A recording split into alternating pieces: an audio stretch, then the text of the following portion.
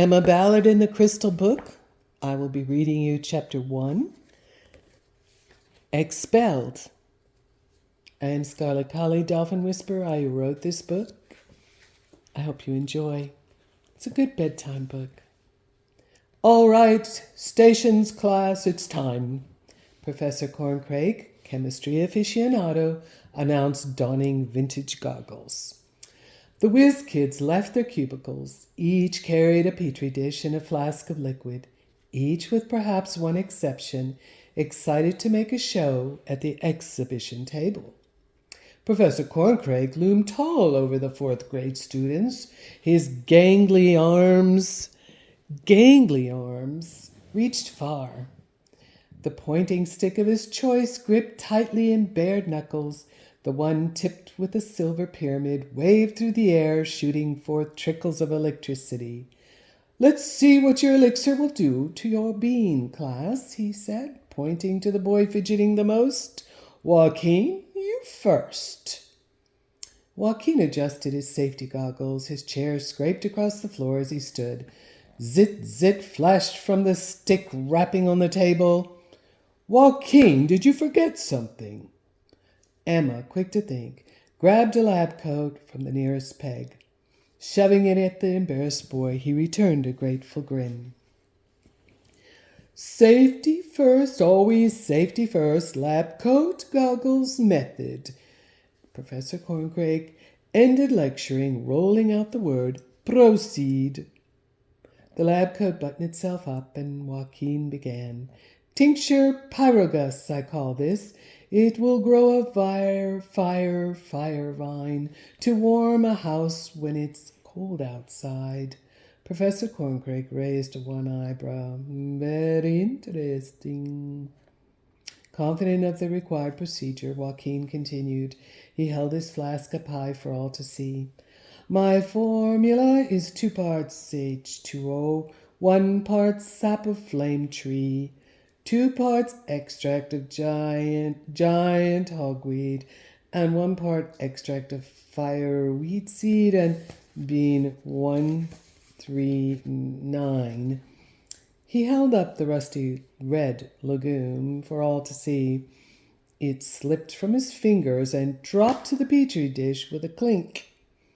Relieved it appeared uninjured, that he had not spilled a drop of his tincture, Joaquin slightly swirled the layered liquid within his flask. It blended into a fiery ruby red, and a plume of smoke spewed upwards, engulfing his face. Sputtering, Joaquin waved the cloud towards his giggling classmates, and then ever so carefully poured a few drops of the sizzling tincture onto his bean 139. 139 instantly absorbed the drops with a slurp. Nothing happened. "Aw," echoed around the table. Joaquin pleaded, "Come on, do something." He added 2 more sizzling drops that hissed onto the dish and were drawn in by the bean. Still nothing. He added 2 more, and the sound of a snapping twig on a crisp winter morning broke the silence of anticipation. A tiny velvety vine peeked out. Turning this way and that, it seemed to be inspecting its surroundings. Seemingly satisfied, it shot straight up an arm's length.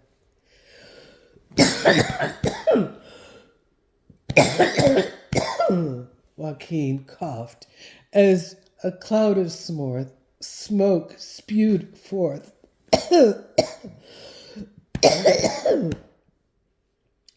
He waved the smoke away to see branches thrust out on each side, sprouting leaves of crackling, flickering flames. "There, feel the heat pyrogus gives," Joaquin said in the most pleased manner. "Well done," Professor Corncrake nodded. He pulled the tassel of his fez to the side and held his bony hand over the warmth of the fire vine. "Well done indeed, a fine experiment." The students applauded and reached for a feel. The soothing crackling went silent. The fire vine trembled. Its fiery red color faded into a flash of dull gray. 139 collapsed in a pile of ashes. Joaquin slumped down, sadly pushing the pile around with his finger. "You shouldn't have dropped your bean," Emma whispered at him. "I see we will need more time," Professor Corncrake frowned. "But you are on the right track. Emma, you're next." With eyebrows furrowed, she wished, "Please let this work." Corncrake rapped on the table. The zit sparking from the tip of the pyramid made her jump. "Emma, you're next."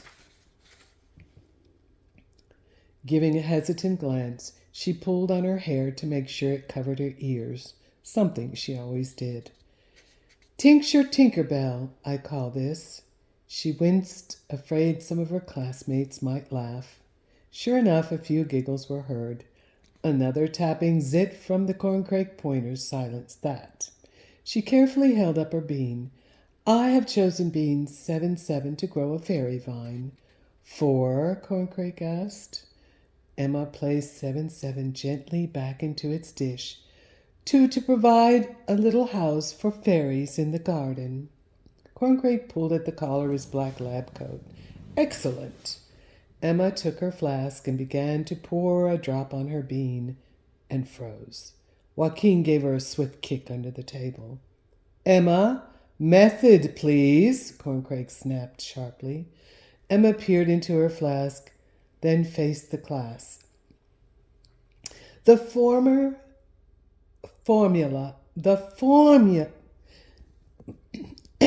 She cleared her throat. "The formula for my tincture is 2 parts H2O, 2 parts extract of Quercus haworthii, 1 part sap of parasol pine, 1 part ground oyster mushrooms, and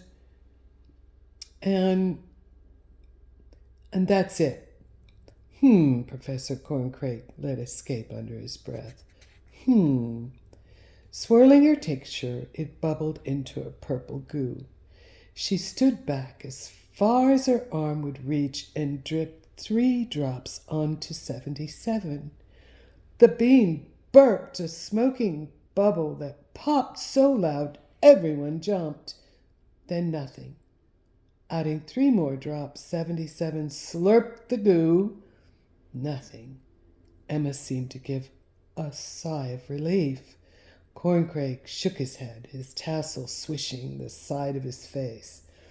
"That is why it is called an experiment. They don't all work. Emma, take a seat. Hannah, you're next. The students, please.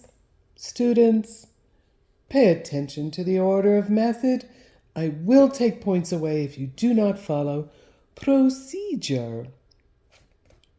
"Hannah, proceed." Hannah stood and tied her thick hair back in a ribbon. She held up her bean, confident she would score the highest points with her unique experiment, one everyone would desire. "Tincture Decenissima Capillos, I call this, and it will grow." But before she could utter another word, the sound of shattering glass shut her open mouth. Emma, terrified, pushed away from the table. "Oh no," she screamed. 77 exploded to the size of a writhing rat. It sizzled, lying in shattered shards of the petri dish. The tassel on Professor Corncrake's fez swished back and forth so hard it stuck in the corner of his mouth. He sputtered it away, dark eyes smoking and narrowed through his goggles. The blob began convulsing and heaving, disgorging creeping vines, crawling like bony fingers towards the students, wrapping around their experiments, and more slithered under and back up through the table. "Get back, everyone! Get back! Away!" Professor Corncrake yelled. His fez toppled to the floor, revealing a bald head covered in tattoos of chemical formulas. The students backed up against the wall. The vines pushed through and cracked the experiment table, and sounds of crunching marble and breaking glass filled the room so loud it was painful to the ears. Out, everyone! Out of here at once! And shut the door behind you, Corncrake screamed. A branch twisted around his leg and another one around his waist. Out immediately! Pushing each other into the hallway, they heard, "No, not my Darbouche!" And before the tallest girl in the group, Mabel, could slam the door behind them, Emma screamed, "I have to go back to help." "No!" The door slammed. Emma pressed her ear to the door. "I have to go in there and help." "No, don't open it, Emma. What did you do? Why are you always causing trouble?" Mabel yelled, holding on to the lightning bolt-shaped doorknob. "He's in there strangling. We have to do something," Emma said defiantly, stomping her foot. "He's being strangled in there." "What did you do now, Emma?" Heather screamed at her. "Leave her alone," Joaquin demanded. "Children, what is going on here?" They all sighed with relief to see their counselor strolling towards them. Miss Troyana, obviously perplexed at the sight of students in lab coats and goggles in the hallway, with their ears pressed to the door, remained calm. Her sleek black Afghan hound, Imperio, pushed his way through the group towards Emma. The tall, dark-skinned counselor, with her sweeping, colorful dress, glided between the children. The vegetable ivory flowers in her turban moved out of the way, and she placed her ear close to the door. "One of our experiments has gone wrong," Heather sobbed mournfully, not wanting to point fingers. "I can hear that," Miss Troyana nodded, listening to the ruckus beyond. "Miss Troyana," Emma said, wanting to fess up to the whole mess, immediately shushed by the counselor holding up a slender pointing finger. Emma paused. Silent, barely breathing, she listened. The crackling sounds grew faint. "Oh, is she in big trouble?" Hannah whispered. "And she probably will get away with it, too." "Well, if your family owned the school, wouldn't you?" Heather scolded back under her breath. "Is he dead?" Mabel asked, wringing her hands. "Enough now. Let's see," Miss Troyana said, and slowly pushing down the lightning bolt handle, she peeked in and threw the door wide open. "All clear, dears. Please resume your stations." To their utter and complete surprise, Professor Corncrake stood by the experiment table, blowing out the last of a flickering flame on the end of his pointing stick. His prize fez in place, undamaged, he forced a smile. "Everyone be seated, please." Miss Troyana stood by the doorway. Imperio strolled in alongside Emma. The students stumbled over one another in their surprise. The room appeared as if nothing had happened. Professor Corncrake tapped his pointer to the list of potions written clearly in a neon orange on the chalkboard. The pointer, now out of zits, remained silent. "Students, I have all..."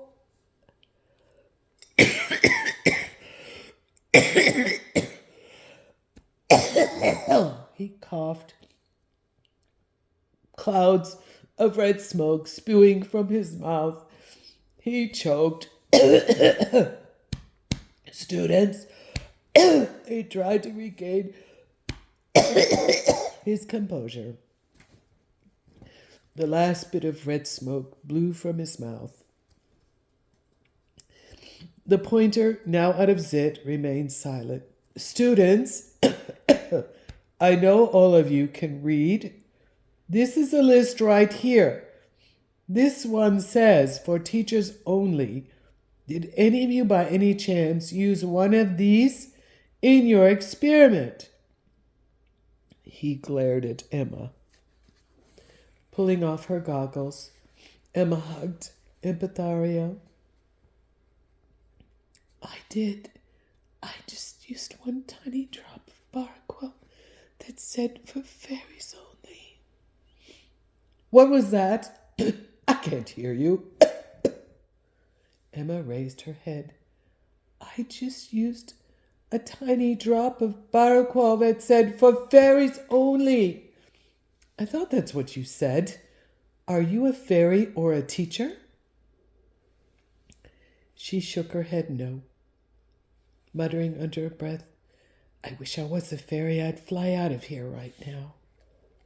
Joaquin bumped her leg and shot a warning glance. Emma, did you say something? Corncrake asked. She shook her head no again, and Empathario nuzzled against her. Has anyone else used a tincture from the teacher's only shelf? He studied the students' faces that shook their heads no. We are lucky I could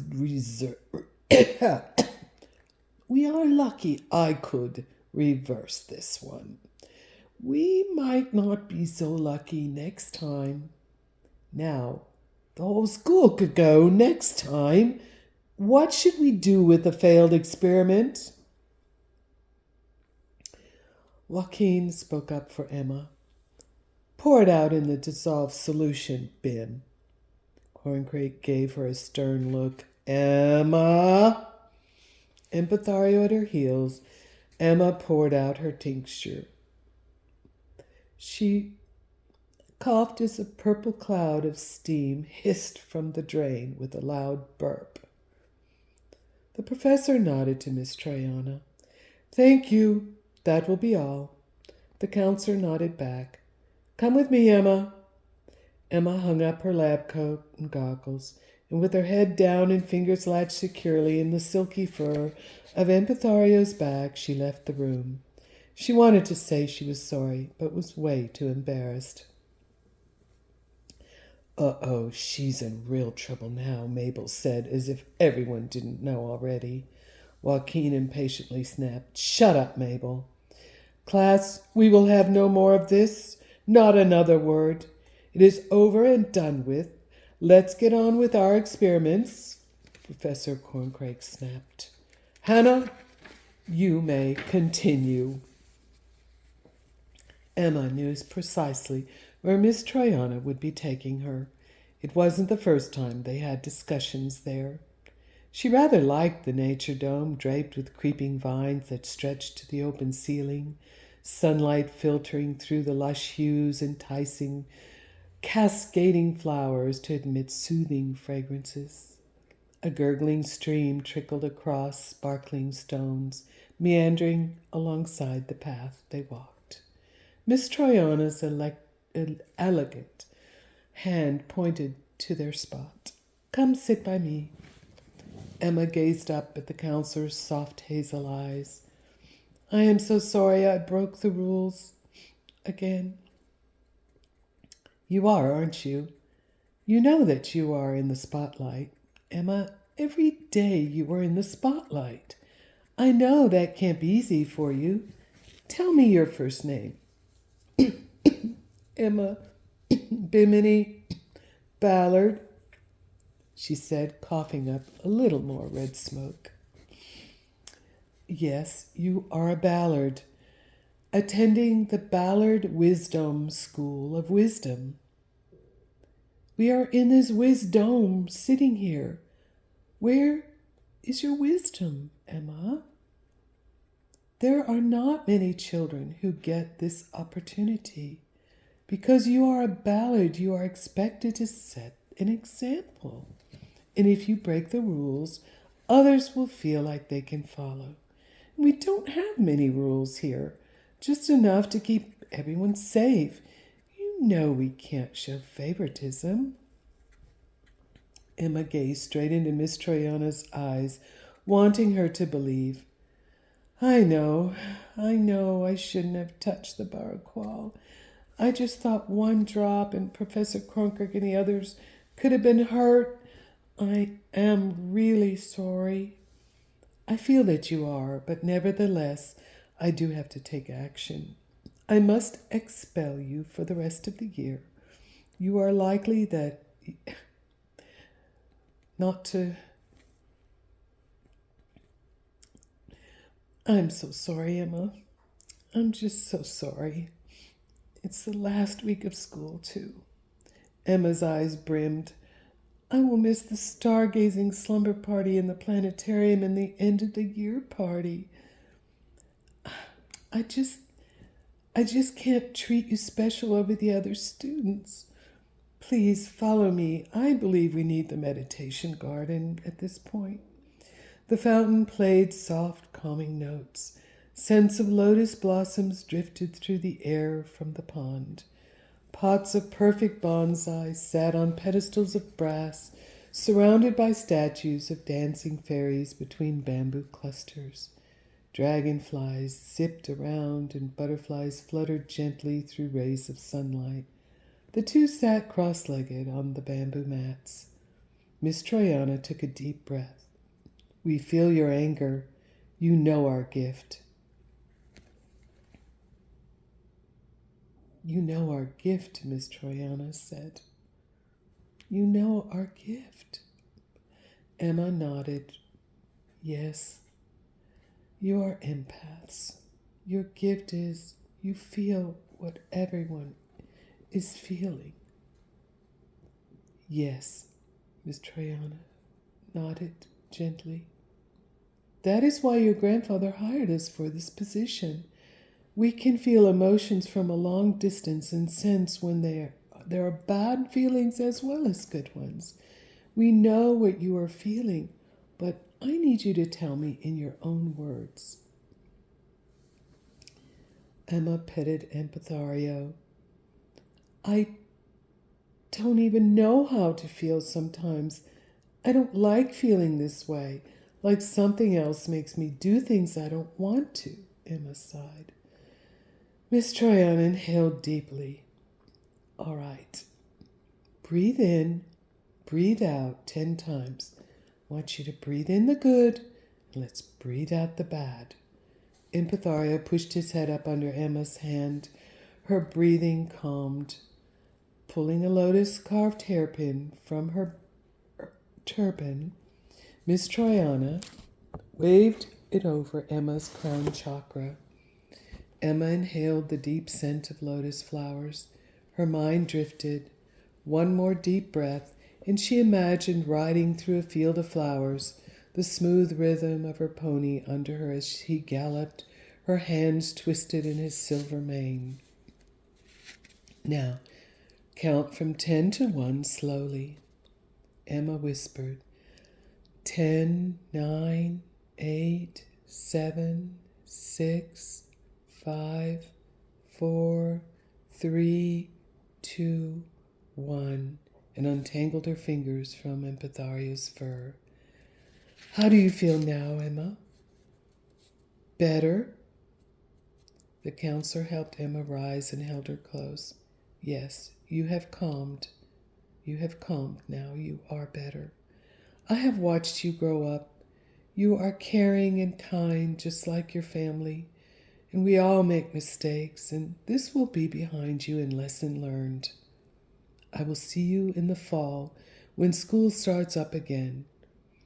Let's walk out together. I think Giles will be picking you up and your cousin Gabe today. With who knows what kind of car. I'm always excited to see what car your parents or Giles are driving.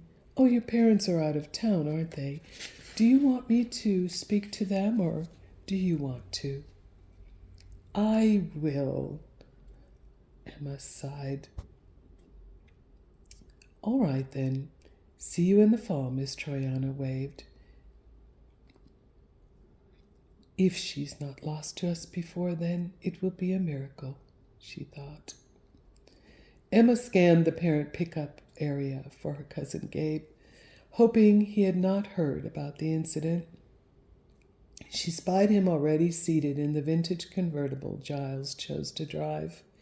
She hoped to get away without anyone from the disaster class seeing her, but sure enough, someone yelled her name. Emma, wait! She ran to the car and hopped in the back seat without even opening a door. She turned back to see Joaquin throwing his hands up in the air. She turned away, a frown on her face. Let's go, she demanded impatiently. Giles gave a thumbs up, adjusted his leather skull cap, and drove off. Joaquin mumbled to himself, "All right, I'll see you at your birthday party then." Giles noticed the unusual demeanor of a usually happy girl and made idle talk. "Well, one more week of school and off to sea camp, the both of you birthday Ballards." Emma said nothing for the whole 3/4 of the hour's drive. The wind whipped through her hair, and her mind wandered while listening to Giles and Gabe's gift for Gab. The next thing she knew, Gabe was shaking her. She hopped out with only a thank you. "Well, she's in a mood," Giles said. Gabe just shrugged. "Girls." Emma ran through the mist and crossed the covered bridge that linked her magical island to the mainland. She pounded her feet on the wooden planks harder than usual. "I hate these shoes." And kicking them off, stuffing her socks inside of them, she went barefoot the rest of the way. The 4 wild ponies, grazing nearby, bobbed their heads curiously. Each gave a loud snort, shaking their manes. Even they could feel Emma was out of sorts. The cool field beneath her feet roused her sense of smell, though the aroma of rich earth gave her little consolation. Her Grandpa's hawk Merlin flew overhead, following her through the garden until the manor cast its gigantic shadow upon them, but she ignored him. Holding her breath, listening, she wanted to avoid any questions. "How was school, Emma? How was your day, Emma? What did you learn today, Emma?" In no mood for that, she tiptoed up the veranda steps and paused. "Good, I might make it." She ran through the kitchen and up the grand staircase, and safe in her room, she flung her shoes into the closet and made a beeline for her bed. Mulling over what happened at school, she stared up at the ceiling and chided herself out loud.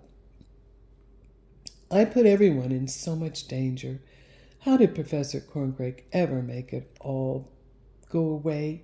And now I'm expelled. Oh, why did I have to use that one drop?" The clouds painted on her ceiling began moving, billowing in a sea breeze, bringing with them a calmness.